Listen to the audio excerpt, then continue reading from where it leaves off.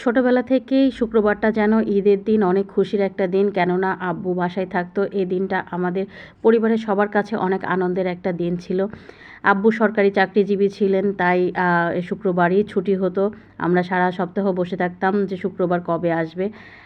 আর এই দিনটা আমার আম্মু স্পেশালভাবেই করতো, একটু খাবার দাবার থেকে শুরু করে সব কিছু স্পেশালভাবে করতো। আর আম্মুর কাছ থেকে শেখা, আমিও তাই করি। যে শুক্রবার আমার হাজব্যান্ড বাসায় আছে, তাই শুক্রবারটাকে স্পেশালভাবে করছি। সকালে তো সবজি উঠিয়ে দিয়েছি, কাটাকাটি করে নিচ্ছি, একটু ডিটক্স ওয়াটার করে নিব। ডিটক্স ওয়াটারটা রেডি করতে দিয়েছি, ওদিকে চুলোয় ডাল সেদ্ধ করতে দিয়েছি। শুক্রবার যেন আমার পরিবারে একটা রেগুলার খাবার হয়ে গেছে। প্রতি শুক্রবারে সকালে যেন একই খাবার হয়, প্যাঁচ পরোটা আর সবজি। আমার হাজব্যান্ড এই প্যাঁচ পরোটাটা খেতে ভীষণ পছন্দ করে। আমার হাতের এই প্যাঁচ পরোটা আর সবজিটা, একটু চিকেন আর বুটের ডাল আর সঙ্গে কিছু সবজি দিয়ে আমি এই সবজিটা রেডি করি। এই তো ডিটক্স ওয়াটারটা রেডি করে নিয়েছি। এখানে চিয়া সিড আর হিমালয়া পিঙ্ক সল্ট দিয়ে নিয়েছি। ডিটক্স ওয়াটারটা রেডি করেই আমি সবজিটা কাটাকাটি করে সবজি উঠিয়ে দিয়েছি। আর এদিকে প্যাঁচ পরোটার জন্য আটাটাও রেডি করে নিয়েছি। এদিকে সবজিটাও মোটামুটি হয়ে গিয়েছে। এখন জাস্ট একটু ফোড়ন দিয়ে নিব। সবজিটা একটু ফোড়ন দিলে খেতে যেন অনেক ভালো লাগে, টেস্টটা অনেক বেড়ে যায়। এদিকে পরোটাটাও বেলে নিয়েছি।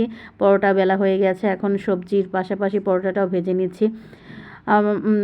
ওদের বাবা এখনও ঘুমাচ্ছে। বাচ্চারা উঠে গিয়েছে, তাদের ব্রাশ কমপ্লিট করে নিয়েছে, কিন্তু ওদের বাবাকে ডাকেনি। বেশ ঠান্ডা লেগেছে, গত রাতে খুব কষ্ট হয়েছে, হাসি হচ্ছিল বারবার, ঘুমাতে পারেনি ভালোভাবে, সে কারণে এখনও ডাকিনি। খাবারটা মোটামুটি রেডি হয়ে গেলেই তাকে ডেকে নেব। সে খাবার মোটামুটি রেডি হয়ে গিয়েছে, তো টেবিলে চলে এসেছি খাবার নিয়ে। আর ওদিকে ওদের বাবাকেও ডেকে নিয়েছি, সেও উঠে গিয়েছে, হাত মুখ ধুয়ে নিচ্ছে। আর আমি সব খাবার সবসময় একটু গুছিয়ে পরিবেশন করতেই পছন্দ করি। এটা যেন আমার ছোটোবেলার থেকে একটা অভ্যাস। যে খাবারই হোক না কেন একটু গুছিয়ে খেতে ভালো লাগে। এই তো আমার খাবার রেডি হয়ে গিয়েছে, সকালের নাস্তা সবজি আর প্যাঁচ পরোটা।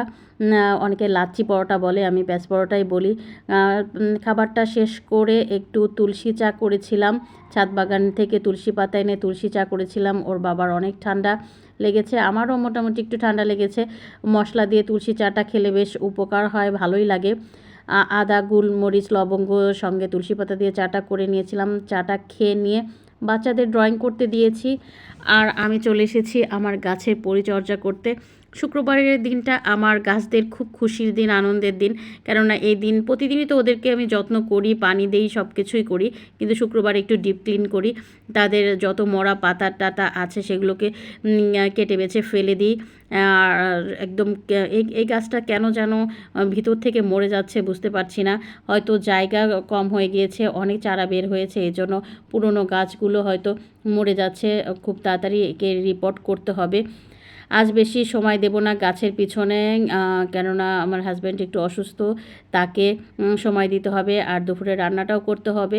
আজ এই দুটো গাছের পিছনে সময় ব্যয় করছি। আর রান্নাটা খুব বেশি আজকে, প্রতি শুক্রবারই তো একটু স্পেশাল করি, কিন্তু আজ সেগুলো করা হচ্ছে না। ওর বাবা বলেছে যে ঠান্ডা লেগেছে, তেমন ভারী খাবার আজ খাবে না, হালকা খাবার খাবে সে।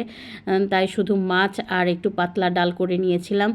এই তো দুপুরের লাঞ্চের জন্য রেডি করেছিলাম। আর সকালে সবজি তো ছিল, মাছ আর পাতলা ডাল, এটা দিয়েই আমরা দুপুরের লাঞ্চ সেরে নিয়েছি। তারপরে একটু বিশ্রাম নিয়ে বিকালের জন্য কিছু করিনি। আজ অনেক দিন আগেই করা ছিল, একটু মোমো ফ্রোজেন করা ছিল, আর কিছু ফ্রেঞ্চ ফ্রাই ফ্রোজেন করা ছিল, হোমমেড করা। এগুলো সব আমি বাসাতেই তৈরি করি, আমার বাসায় হাতে করা খাবার। বাইরে খাবার খুবই কম খাওয়া হয়। আমার বাচ্চারা এবং আমার হাজব্যান্ড এবং আমি নিজেও বাসায় তৈরি করে খাবার খেতে অনেক পছন্দ করি। আসলে বাসায় খাবার খাওয়াটাই উচিত সবার আসলে, আর বাচ্চাদেরকে বাইরের খাবার না খাওয়ানোই ভালো।